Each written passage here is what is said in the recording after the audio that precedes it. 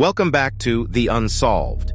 In today's video, we're going to talk about one of the most notorious serial killers in American history, the Stockton Serial Killer. But before we dive in, please hit that like and subscribe button and smash that notification bell so that you can get notified whenever we upload new videos.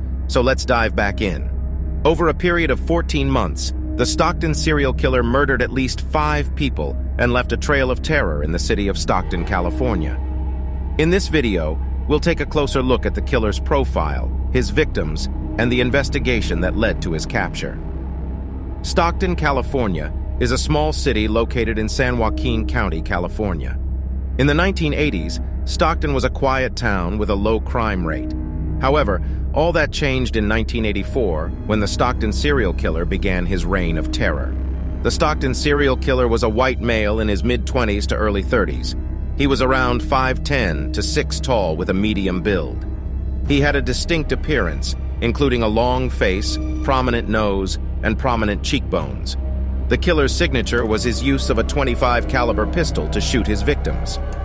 The Stockton Serial Killer's victims were all women between the ages of 22 and 46. The killer targeted women who were walking alone at night, usually near a convenience store or gas station. The first victim was killed on March 29, 1984, and the last victim was killed on May 22, 1985.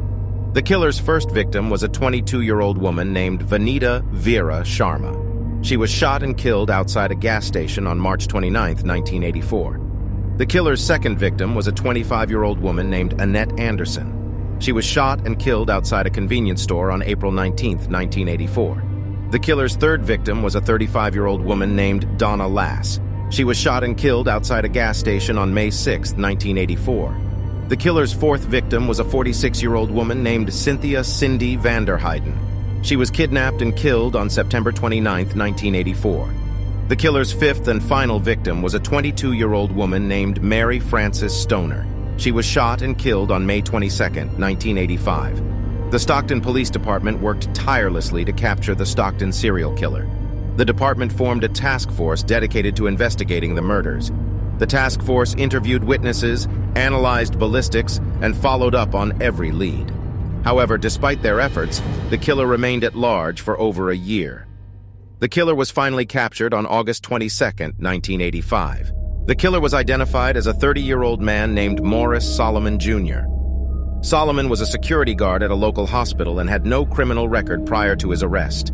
He was arrested after his pistol was matched to the bullets used to kill the victims. At his trial, Solomon was found guilty of the murders and sentenced to death. However, his sentence was later commuted to life in prison without the possibility of parole after California abolished the death penalty. And that's everything you need to know about the Stockton Serial Killer. The killer's reign of terror may have only lasted for just over a year, but the impact of his crimes is still felt by the families of his victims and the Stockton community to this day. It's important to remember that serial killers like the Stockton Serial Killer often have a distinct profile and pattern of behavior, which can help law enforcement to identify and apprehend them. By understanding the methods and motives of serial killers, we can work to prevent future tragedies and keep our communities safe. Thank you for watching this video. If you have any thoughts or comments on the Stockton Serial Killer or other true crime cases, please leave them in the comments below. And don't forget to subscribe to our channel for more informative videos like this one.